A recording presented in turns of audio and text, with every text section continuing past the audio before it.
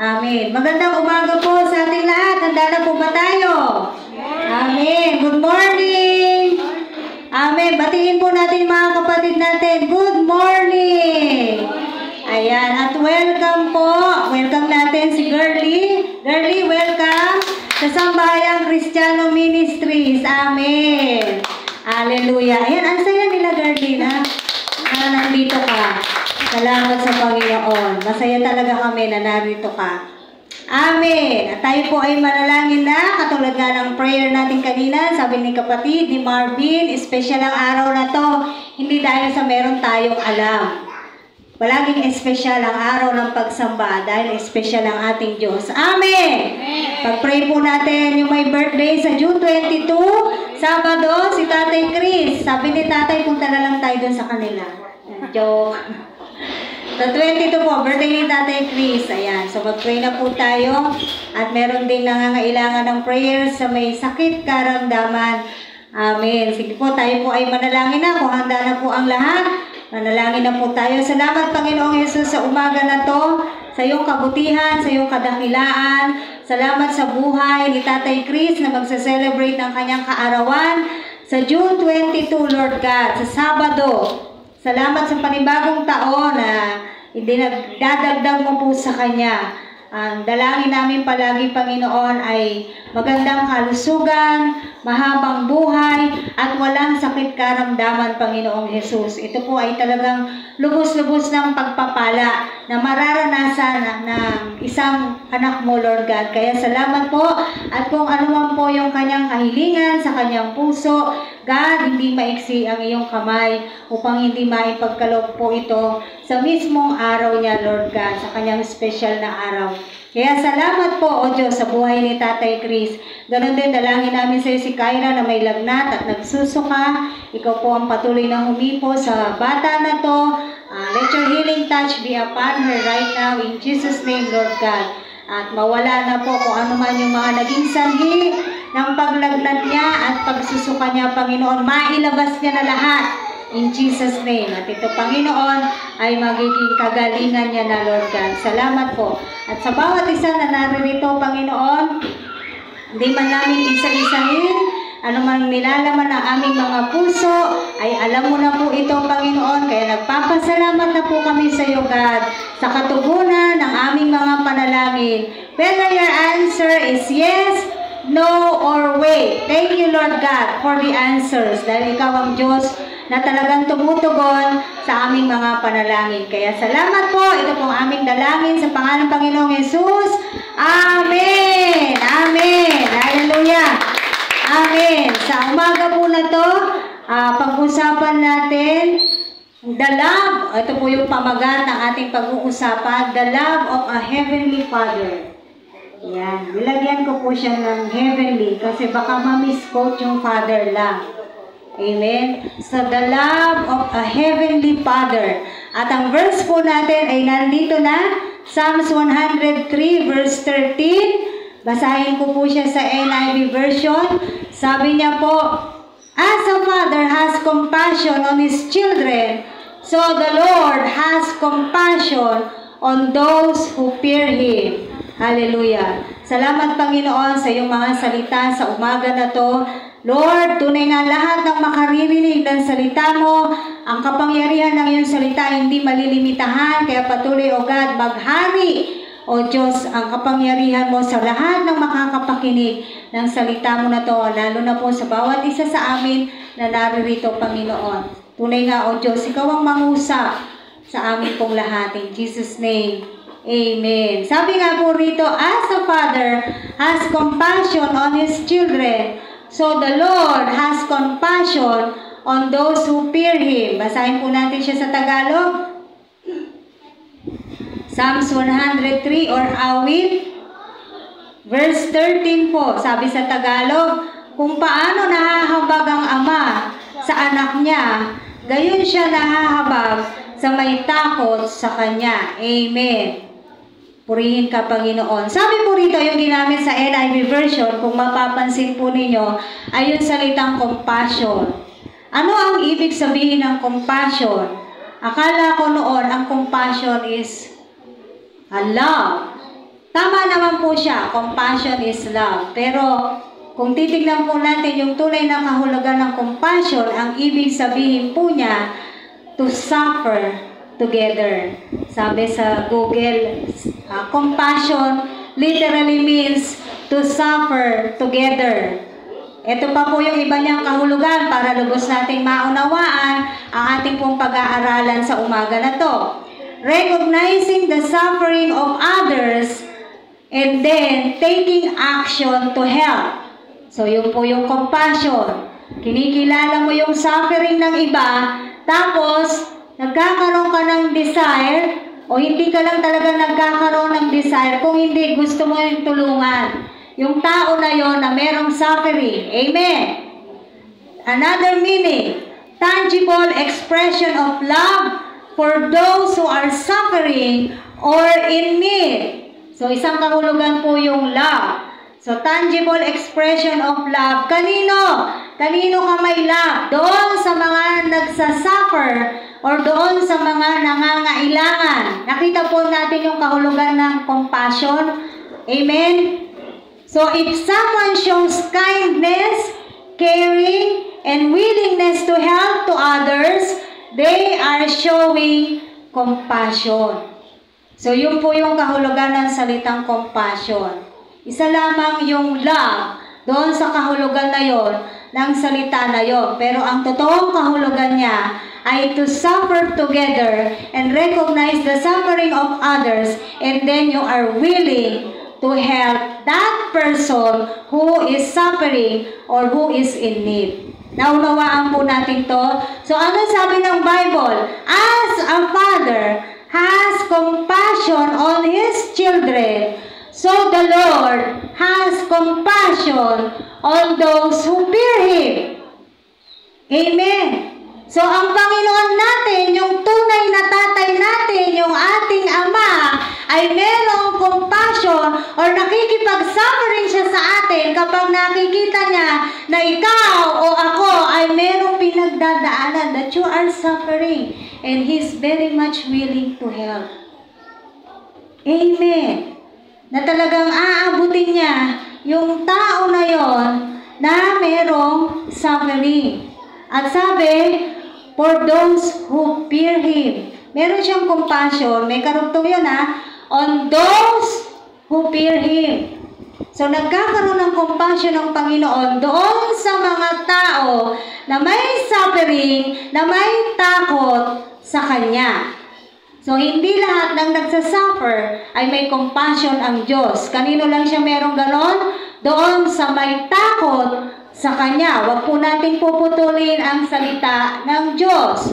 So, the Lord has compassion on those who fear Him. Sabi kasi sa Tagalog, nahahabag. Kung paano nahahabag ang ama sa anak niya, gayon siya nahahabag sa may takot sa Kanya. Amen. No? So, hindi po natin pwedeng ikumpara yung pag-ibig ng Diyos, yung pagmamahal ng Diyos Ama sa pagmamahal ng mga ama dito sa lupa. Dahil walang makatutumbas nun. Amen. Walang makahihigit. Walang makapapantay sa kung paano tayo minahal ng Diyos Ama sa langit. Kaya nga, the love of a heavenly Father. Amen. And He has compassion for those who fear Him. Iba po ang pag-ibig ng Diyos Ama sa atin. Lalo na doon sa mga may takot sa Kanya. So bago tayo magpatuloy, pag-usapan natin, paano po ba magmahal ang isang ama? Yung ama talaga dito, biological father, o yung inyong ama. Lahat po tayo may tatay. Amen. Maaaring yung iba, katulad ko, patay na. Wala na dito sa mundo. Pero nagkaroon tayo ng tatay. Amen. Ang sigurado doon, lahat may tatay. Bakit? Hindi ka lalabas o hindi lalabas ang isang bata ng nanay lang. Amen po ba? So kaya recognize pa rin, whether you like it or not, recognize pa rin doon ang tatay. Hindi mabubuo ang isang anak kung walang ama. kung walang tatay. Kahit pa sabihin mo, irresponsable naman yung tatay niyan eh. Siya pa rin yung naging daan para magkaroon ng anak. Nauunawaan po ninyo. At huwag niyo pong i-misquote yung sinasabi ko, huwag niyo ma-misinterpret. I am not, kumbaga hindi po ako, baka kasi sabihin niyo ay, hindi mo kasi naranasang magkaroon ng irresponsibleng ama. Hindi ho. No? Bahala ang Diyos sa mga ganong ama. Ang sinasabi ko, na-recognize pa rin sila as a father kasi sila yung naging daan para magkaroon ng anak. Kahit ba sabihin mo single parent naman ako eh. Di ho ba? Marami na kong single parent ngayon. It's either pwedeng single mom or single dad. Madalas po, ito yung katotohanan sa mundo natin. Madalas nare-recognize yung mga babae. Tama, mali. Lalo na yung mga ina. No? Nare-recognize, nakikilalang mabuti. Ano yung mga sakripisyo ng ina? Ano yung mga pinagdaanan ng ina? Ano yung mga ginagawa ng ina para sa anak? Pero yung ama, nakikita po ba natin yung kanilang mga ginagawa? O mas madalas nakikita natin kung ano yung kulang sa kanila? Diba? Tayong mga babae, yun yung... Kasi babae ako, kaya alam ko yan. Kaya ako nasasabi. Tayong mga babae, mas madalas nakikita ay yung kung ano yung kulang doon sa ama ng tahanan. Pero tingnan po natin, paano ba talaga magmahal ang isang ama o ang inyong ama? Katulad ng sinasabi rito, as a father has compassion to his children. The father, yung tatay, biological father, tatay natin, tatay ninyo, yan tatay natin, tatay ninyo, has a compassion on his children. Madalas, or general speaking, hindi po masalita ang mga lalaki. Tama ba ako?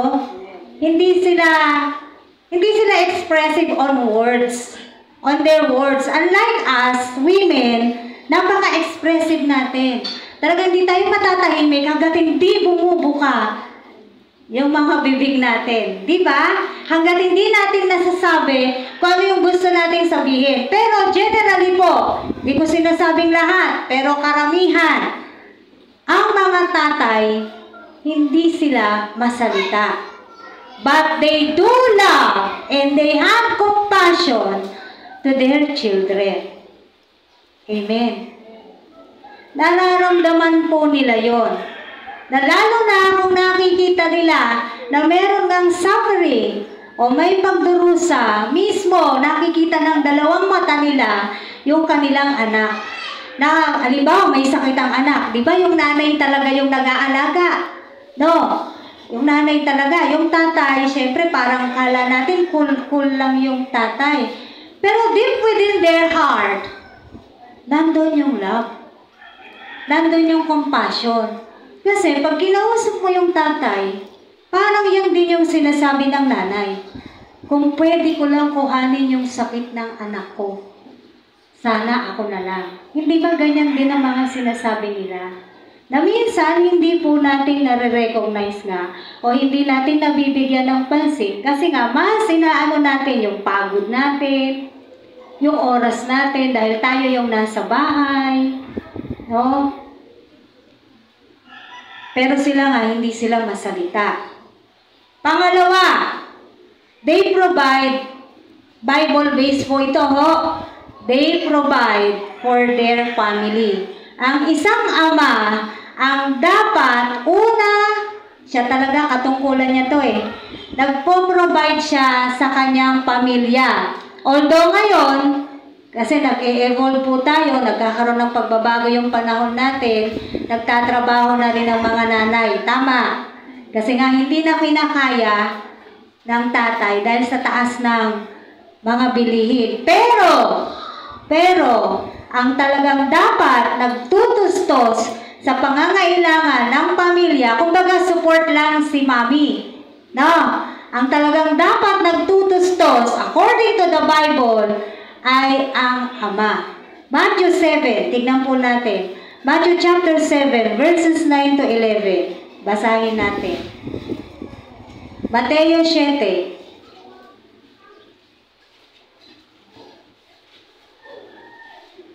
Nakita nyo na po? Matthew chapter 7, verses 9 to 11. Ayan, maganda makita po ninyo at mabasa po natin lahat. Bibigyan ba ninyo ng bato ang inyong anak kung humihingi ng tinapay? Bibigyan ba ninyo siya ng ahas kung humihingi ng isda?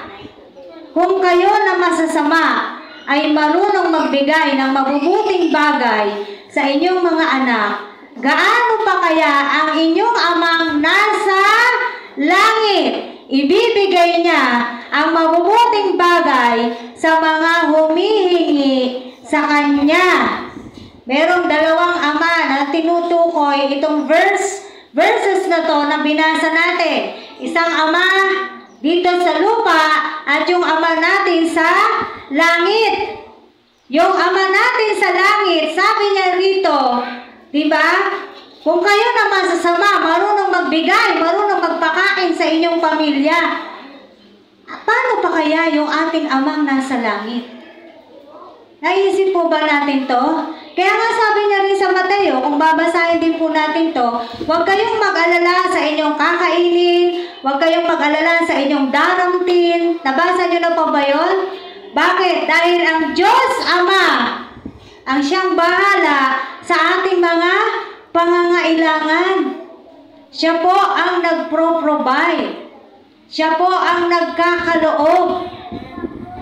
Tandaan natin, nung ginawa si Adan, si Eva, nandoon na lahat ng kailangan ng tao.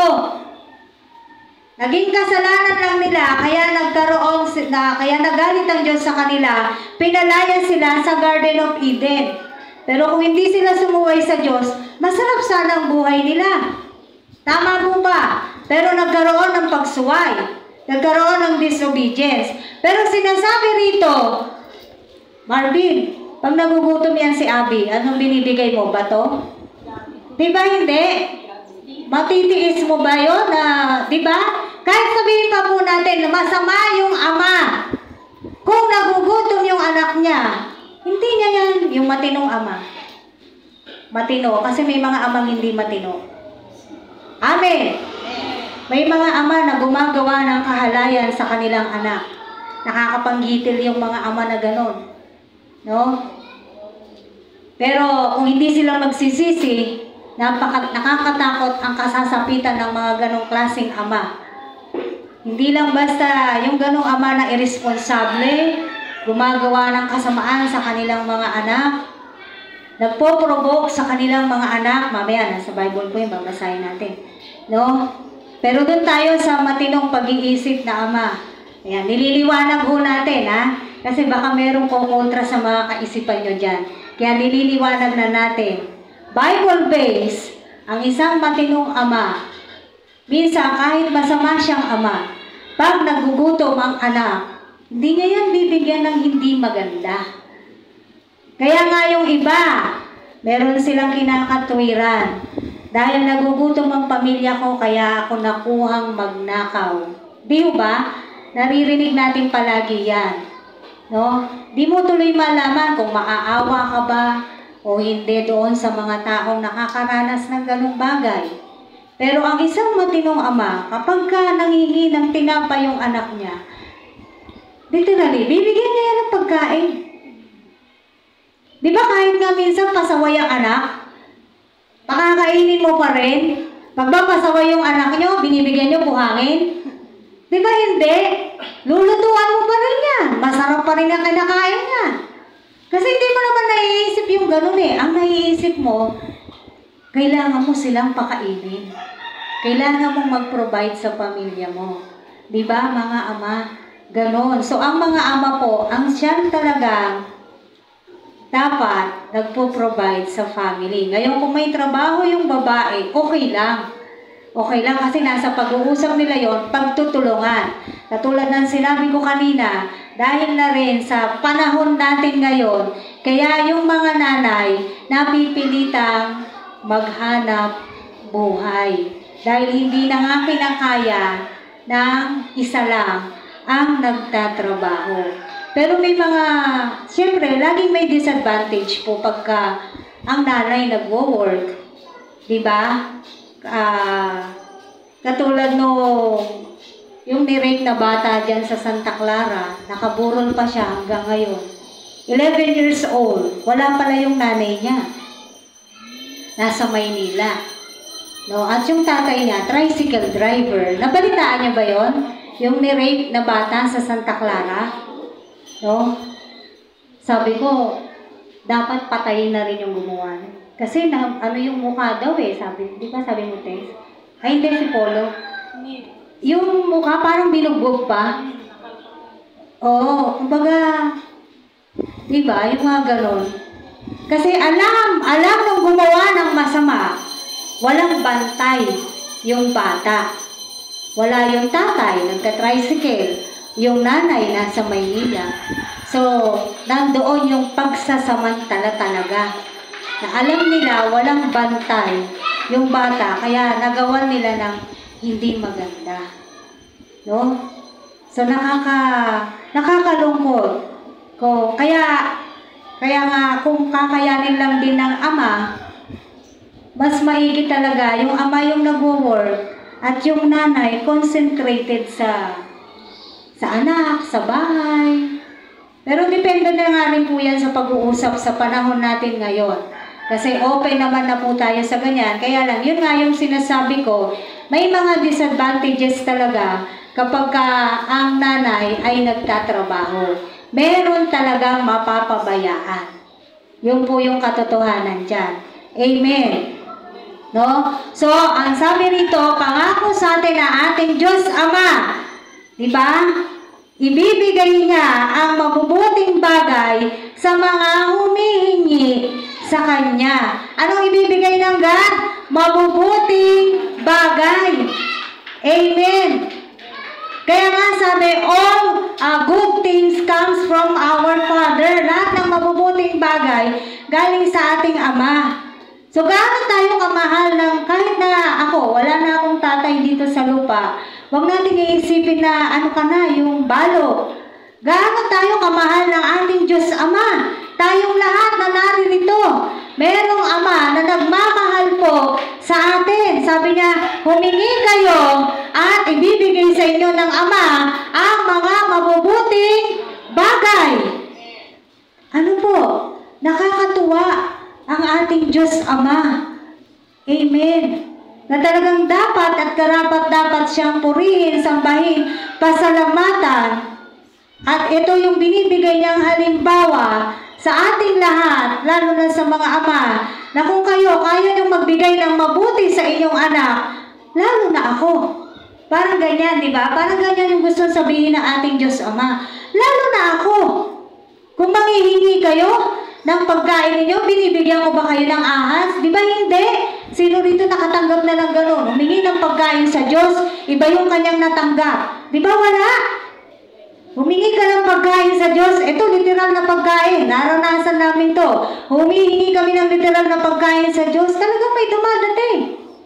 Bigla na lang may kakatok sa bahay mo. Bigla ka na lang tatawagin. Yung mga unexpected things, hindi mo inaasahan, biglang mangyayari. Bakit? Padala yun ng Diyos Ama. Ganon po tayo kamahal ng ating Ama nasa langit.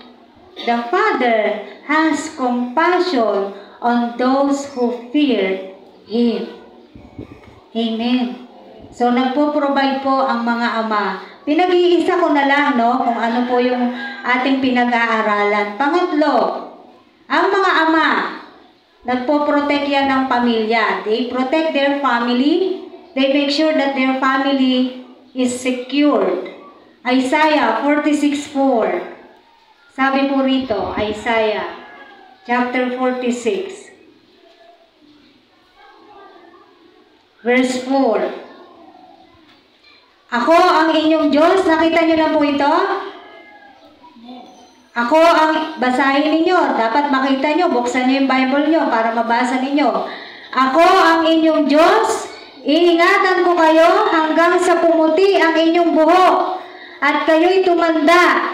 Kayo'y nilikha ko, kaya tungkulin ko kayo ay iligtas at laging, ano raw? Kalingain. Pangako po ng Diyos Ama sa atin. Ang sabi niya, iingatan ko kayo hanggang sa pumuti ang inyong buhok, hanggang sa kayo'y tumanda. Amen. Nilikha ko kayo, kaya tungkulin ko na kayo ay iligtas at laging kalingain. Doon muna tayo sa Ama dito sa lupa.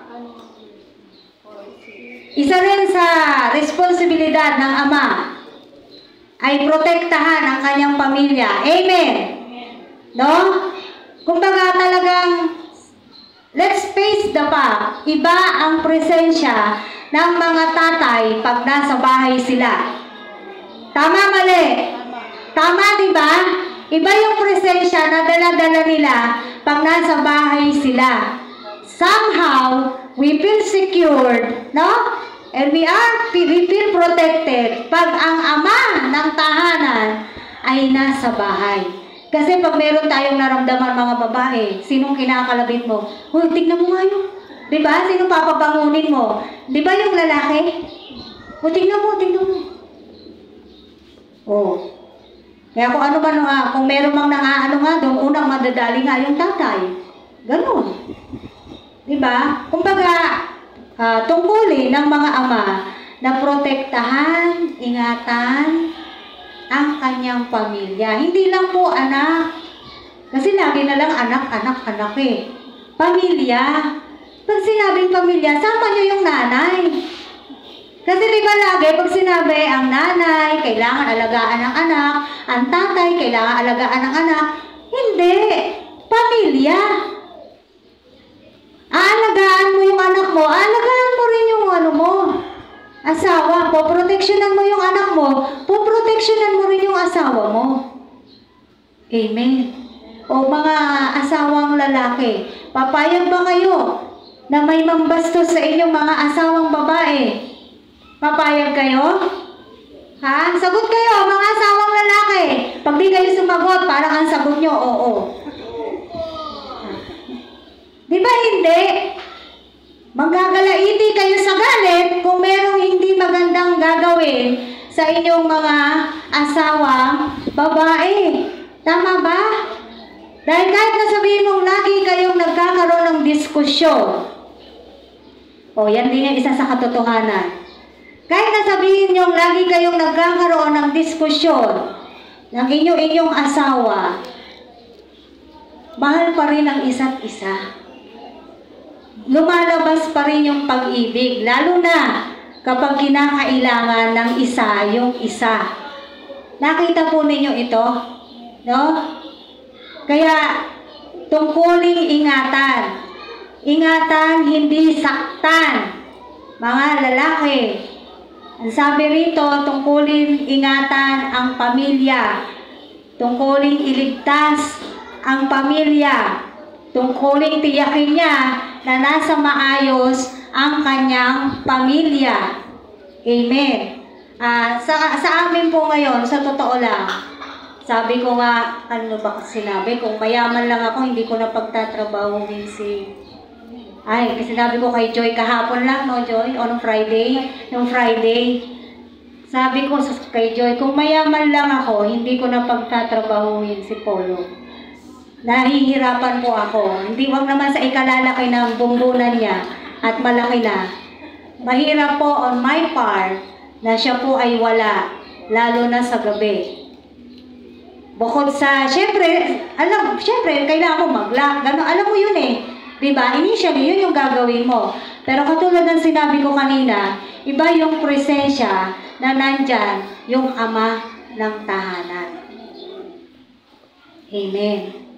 Bukod doon, mahirap na sa amin magluto kasi lahat yung ginagawa niya.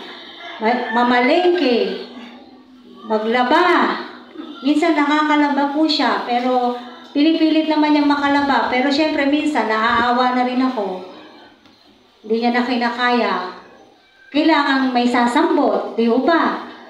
So parang, sabi ko nga, mahirap para sa akin. Ngayon ko nararanasan na pag wala pala siya, ay hindi madali para sa akin, para sa amin ng mga anak ko, na wala ang aming ama. Pag umaga, syempre, hindi man siya natutulog ng ganong, hindi po yan nakakatulog ng diretso, iba talaga yung tulog sa gabi. Pero kailangan niya pa rin magpahinga. So, ganun po ka-importante, kahalaga ang mga ama. Amen. Ganun sila kahalaga. Na kahit minsan, dahil lagi natin silang kaaway, kadiskusyon, diba? Minsan, ang lakas-lakas ng loob natin sabihin, lumayas ka na! Kaya ko mag-isa. Diba? Kaya talaga, lagi ko sinasabi yan noon sa kanya. Pero hindi pala ganun kadali. No? Hindi dahil sa Father's Day, kaya po natin to sinasabi. Isang dahilan na rin yun, kasi nga, hindi na-recognize ang mga gawa ng ama. Madalas kasi nga, ang nakikita ay mga nanay. Kung ano sinasakripisyo ng nanay. Pero nagsasakripisyo din ang mga tatay. May mga sarili silang kaparaanan kung paano sila nagsasakripisyo. No?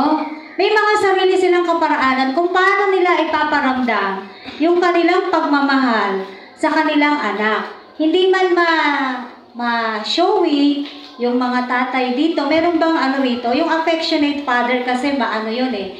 Mayapos. Yan, maganyan. Meron bang ganong tatay sa inyo? Affectionate, yung talagang kahit okay lang sa kanya, yapusin yung kanyang mga anak. Wala. Si Polo lang. Mayapos kasi yan, lalo na sa bunso niya. Pero, ganun pa man. Hindi ko naman sabihin, kailangan wag kayong ganun. Hindi po. Hindi ko sinasabing baguhin nyo. Katulad ng sinasabi ko, may sarili kayong kaparaanan kung paano nyo pinapakita yung inyong pagmamahal sa inyong mga anak at sa inyong asawa, sa inyong pamilya. Amen. So sabi naman dito sa atin ng ating Diyos Ama, napakagandang pangako niya to, di ba? Ako ang inyong Diyos. Iingatan ko kayo hanggang sa pumuti ang inyong buhok at kayo'y tumanda. So ang pag-aalaga ng Diyos sa kanyang nilikha ay simula sa simula hanggang sa matapos. Nakita po natin to? Kasi sabi niya, hanggang sa pumuti ang buhok ninyo at hanggang sa kayo'y tumanda, kayo'y nilikha ko, kaya tungkulin kong kayo ay iligtas at laging kalingain. Ano ba yung kalingain? Laging alagaan, di ba? Yung kalingain. Titignan mo yung kapakanan. Tinitignan niya lagi, kumusta kaya tong anak ko na to? So, lagi niyang inaalala yung kapakanan ng kanyang anak, ng kanyang nilikha. Ano na kayang nangyari sa anak ko na to? Ano na kayang ginagawa ng anak ko na to? Maayos kaya ang kalagayan ng anak ko na to? Kumain na kaya ang anak ko na to? Alam nyo, hindi man natin naririnig yung mga yan literal sa Diyos Ama. Ganun po ang ginagawa niya. Amen. Hindi man natin naririnig yung audible voice ng God, pero ganun siya mag-alaga, ganun niya kalingain ang kanyang mga anak. Ganun kahalaga sa kanya ang kanyang mga nilikha. Sino bang mga nilikha dito? Tayong lahat. Lalo na kung ikaw ay isa na niyang anak. Di mas lalo kanyang kakalingain. Mas lalo kanyang aalagaan. Kaya huwag mo sabihin, matanda na ako, wala na nagmamahal sa akin. Diba? Madalas yung matatanda, ganyan po yung sinasabi nila. Matanda na ako, wala na nagmamahal sa akin, wala nang pumapansin sa akin. Bakit nga po kaya gano'n ang kultura ng Pilipino? Hindi ko alam kung ako lang nakakapansin. Pero siguro masasabi niyong oo din. Ang kultura nating mga Pilipino, pag ang isang tao matanda na, wala na yang magawa. Di ba kulang na lang pinagpe-pray mo, wala na yan. Sa totoo, di ba? Kulang na lang ang pinagpe-pray dyan. Kasi wala nang magawa yan. Di ba? Sana kuhanin na yan ng Lord. Kasi matanda na siya, wala na siyang magawa, wala. Pero kung mayaman yung matanda, tignan nyo, ilan nag-aalaga. Di ba? Pero pag mahirap yung matanda, yung mga anak, uy, kuya, sa'yo muna si nanay o si tatay. O hindi pwede sa amin, doon na, sa inyo na. Hindi ba ganyan po ang kultura ng Pilipino? Kanino po ba yun? Pakitahimik muna. Pasensya na, dahil matahimik, naririnig ko. Ibig ko sabihin, gano'n po ang kultura nating mga Pilipino. Tama? Pag matanda na, at lalo na yung matanda ay walang pera, yun yung nakakalungkot na katotohanan. Nasa isang tabi na lang. Kahit pag-ano niya minahal yung kanyang pamilya nung siya'y malakas, pag tumanda na yan ng walang pera, parang ganito, wala nang pakinabang. Wala na kasing mabigay.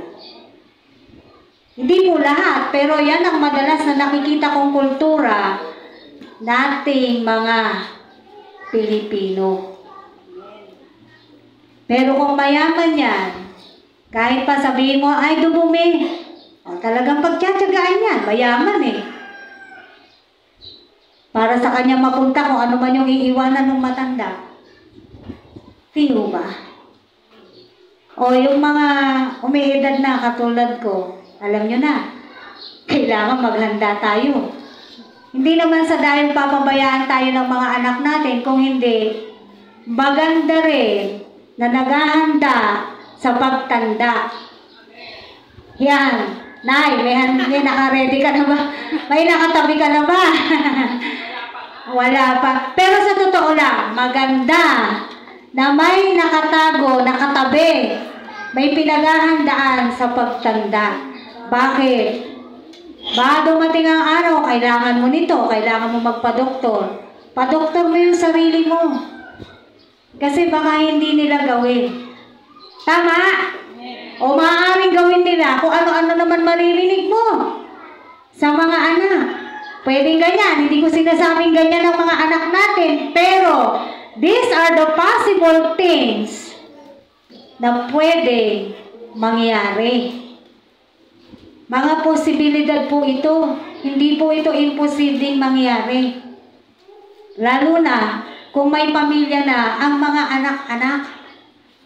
Dahil siyempre, priority na nila yung kanilang pamilya. Hindi naman natin inaalis yun. Maganda yun, tama yun. Priority na nila yung kanilang pamilya. Kaya tayong mga tao, o kayong mga bata pa, tatanda din kayo. Maghahanda tayo sa ating pagtanda. Mahirap man siyang gawin, pero kailangan po natin siyang gawin. Kapag binuhat ka na ng anak mo, magdala ka ng marker. Lagyan mo na ng marker lahat ng dadaanan niya. Hindi, joke lang po yun kasi may kwentong ganon. No? Dinala niya yung nanay niya sa gubat. Tapos yung nanay naglagay ng mga tanda. Ano bang ginamit na tanda? Para makabalik siya. Pinutol yung mga sanga-sanga. Alam niyo, kahit kwentong nakakatuwa lang po yun, ay nakakaawa ang tao kapag gano'n yung nangyari sa kanya. Kapag matanda na. Kasi nga yun yung katotohanan. Pag matanda na, wala nang magawa, doon ka na lang talaga sa tabi. Diba? Doon ka na lang, it's either nakahiga ka or nakaupo ka. Kasi wala ka nang magawa. Bibigyan ka na lang siguro, tutulutan ka ng iyong pagkain. Kumbaga, mababaliktad na yung sitwasyon. Ngayon, tayo mga magulang, tayo nag-aaruga sa ating pamilya, darating ang panahon, baliktad naman. Ang mga magulang naman, ang aarugain ng mga anak. Yan. Ito po ay para sa akin lamang. Para sa mga anak. Kasi naging anak din ako eh. Amen? Para sa mga anak. Para sa ating lahat na mga anak. Lalo na sa mga anak na bata. Ayan. Kung sakasakali man na kayo'y magkaroon na ng mga magagandang trabaho, magandang kinikita, never forget your parents.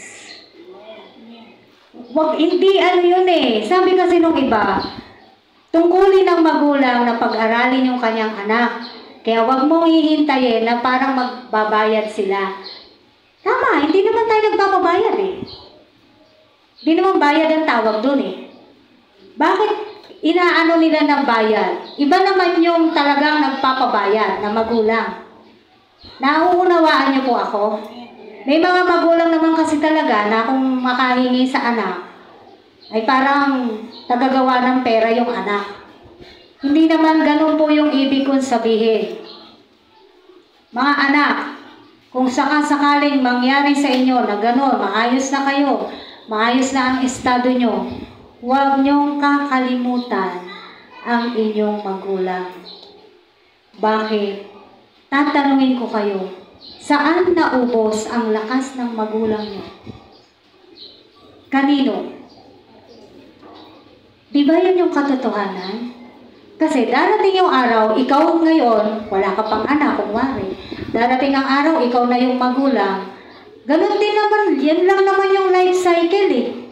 Naunawaan niyo ba yung life cycle ng tao? Ngayon, bata ka, darating yung panahon, yung kalagayan ng magulang mo, magiging kalagayan mo na rin. Amen. At, mga anak, kung dumating din kayo sa ganong, kaya nyo na talaga yung sarili nyo, dahil may mga trabaho na kayo, maganda na yung estado ninyo, kaya nyo na yung sarili ninyo, hindi rin po dahilan yon or hindi yon factor para bastusin nyo na ang magulang ninyo. Dahil kaya nyo na eh, di ba? Pag kaya na kasi, kung paano na lang kausapin, sabihan ang matatanda ngayon. Bakit hindi? Kahit po tayo nagiging saksi dyan. Tama ba ako? Kahit tayo nagiging saksi kung paano kausapin ngayon ang matatanda. Parang kung paano kausapin ngayon ang matatanda, parang walang ginawa itong matanda na to nung siya'y malakas pa sa kanyang pamilya. Kaya mga anak, huwag na huwag darating sa punto na babastusin ninyo o hindi nyo na re-respetuhin ang inyong mga magulang. Ano sabi sa Bible? Ephesians. Biblical po yan. Baka akala nyo gawa-gawa lang ni Pastora. Hindi. Ephesians 6. Balikan natin. 1. Mga anak, sabi dyan, sundin ninyo ang inyong magulang alang-alang sa Panginoon sapagkat ito ang nararapat. Verse 2, igalang mo ang iyong ama at ina. Ito ang unang utos na may kalakip na pangako. Ganito ang pangako. Ano yung pangako?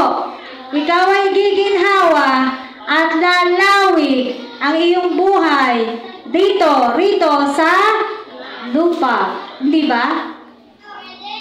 May pangako po ang Biblia sa mga anak na magiging masunurin, sa mga anak na susunod sa kanilang mga magulang. Meron pong pangako ang ating Diyos. Napakaganda ng pangako niya. Anong sabi niya? Ikaw ay giginhawa at lalawig ang iyong buhay dito sa lupa. Lahat tayo gusto nating guminhawa. Tama. Wala naman dito sa atin na hindi gustong guminhawa. Lahat tayo gusto nating guminhawa. Amen. Gusto nating guminhawa, sundin po natin yung sinasabi sa Biblia. Punta pa po tayo sa ibang tagubili ng Biblia. Colossians chapter 3. Colossians 3:18 to 21. Ito para sa lahat. Colossians. Umpisahan po natin sa 18.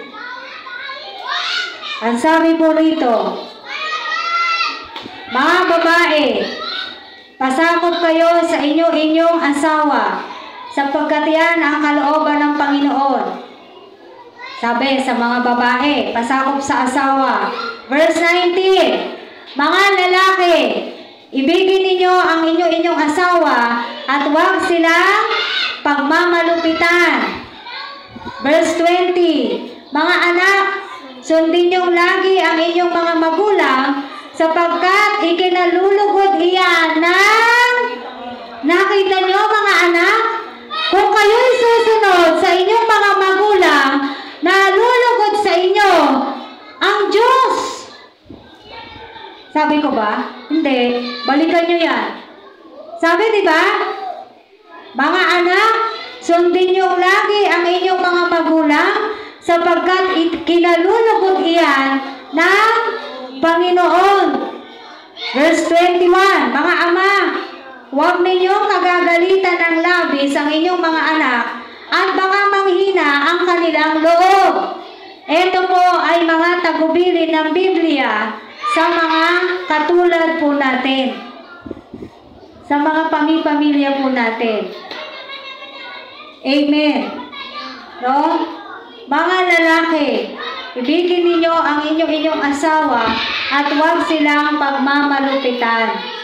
Katulad ng sinasabi ko kanina, hindi po sinasaktan, hindi punching bag ang mga babae. Wala naman nananakit dito, no? Wala naman. At wag rin kayong magbabalak. No? Dahil sabi yan ng Biblia, huwag pagmamalupitan. Actually, yung pagmamalupit naman, hindi lang din sa pananakit. Huwag din naman yung pagmamalupit sa salita. Nakakasakit din pong mabuti ang salita kapag maigi yung salita na binibitawan. Tama? No? Kaya sabi dyan, huwag pagmamalupitan. Ano pa sabi sa mga ama? Huwag kagagalitan ng labis ang inyong mga anak at baka manghina ang kanilang loob. Kaya pwede namang magalit. Hindi naman sinabi dyan huwag niyong pagagalitan ng inyong mga anak. Ang sinasabi rito ng Biblia, huwag labis. Huwag sobra-sobra. Huwag na yung ikaw na mismong magulang ang tumatapak sa pagkatao ng iyong anak. Huwag ganun. Kasi anak mo nga yan eh. Kanino tatakbo yan kapag kailangan niya ng tagapagtanggol? Kung ikaw na ama, magulang ay hindi ka matakbuhan, kanino lalapit yan? Maghahanap yan ng kalinga sa ibang tao o sa ibang bagay.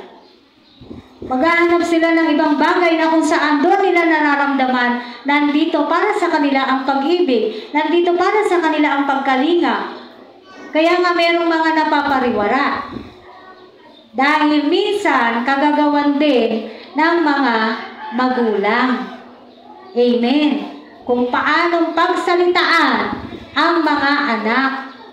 Kung paanong mura-murahin ang mga anak. Alam niyo ba, psychologically speaking, kahit sabihin mong bata pa yan, tumatatak yan sa bata.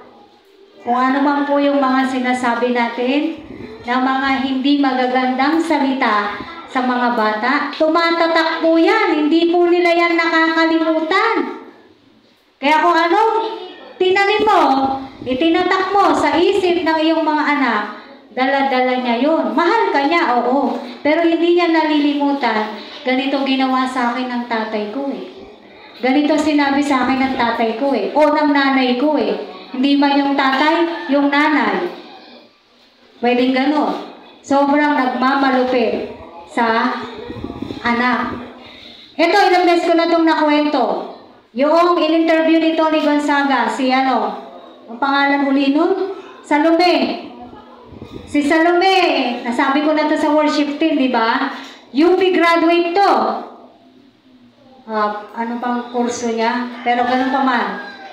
Hindi po basta-basta pag UP graduate. Pag UP graduate ka, iisa ang tumatatak sa atin. Ano?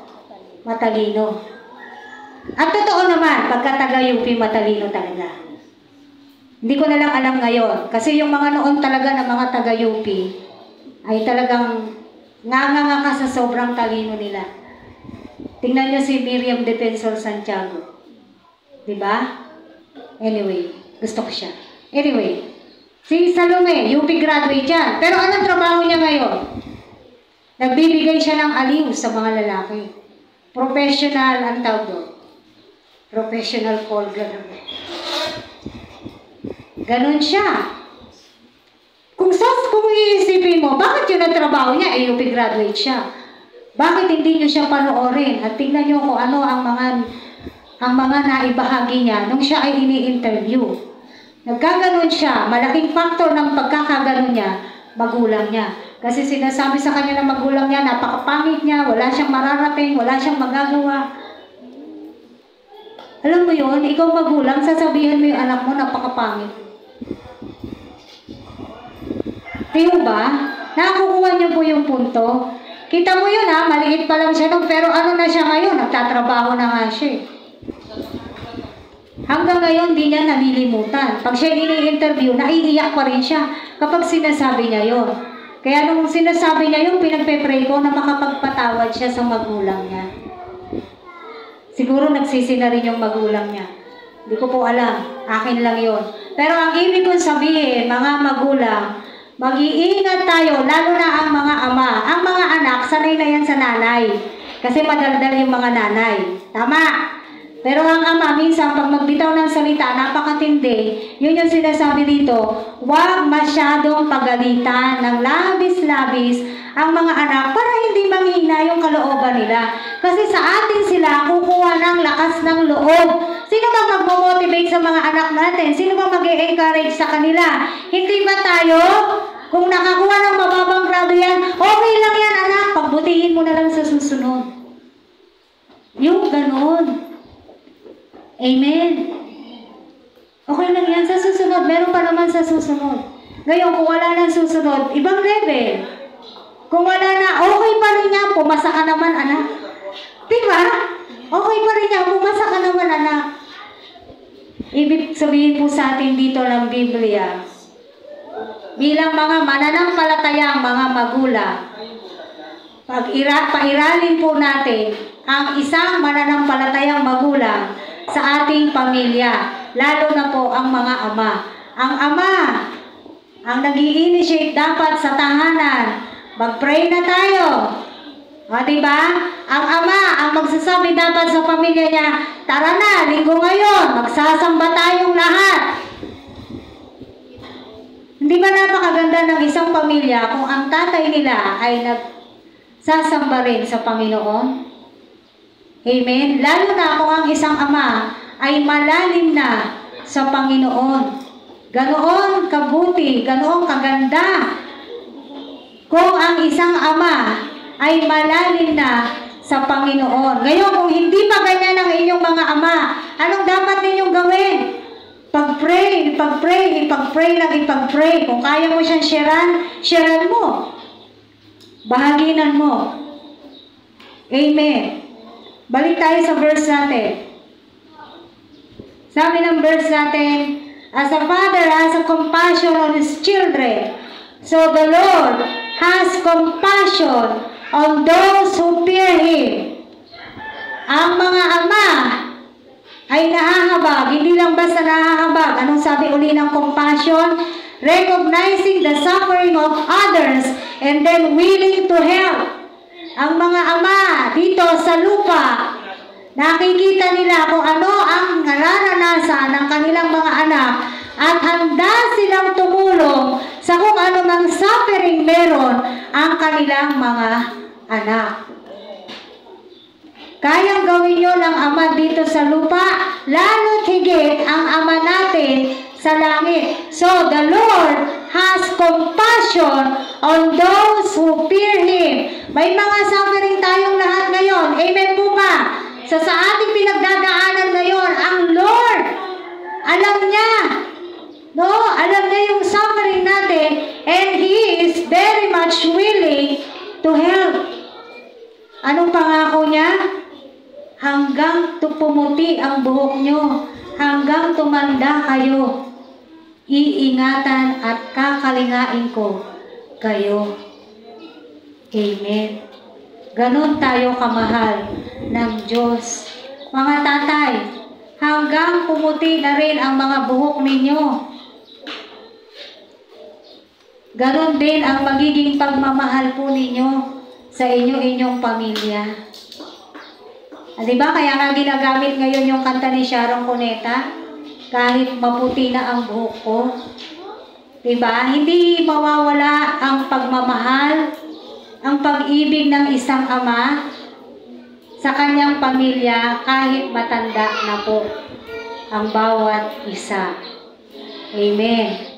Kumbaga, sa mag-asawahan, kahit sabihin mo, kasi madalas din, pag mag-asawa matanda na, parang wala nang pansinan din no? Yung iba, diba no? Yung ibang matatanda na, minsan hindi na rin sila sa asawa nila, kasi matanda na nga daw sila. Hindi naman po porke matanda na, hindi ka na magpapakita ng pagmamahal. Kasi yung iba ba, marahil tinutokso. Hindi, ako nga, nakukyutan ako kapag kayong matatanda. Terno, magkasama, magkahawak kamay.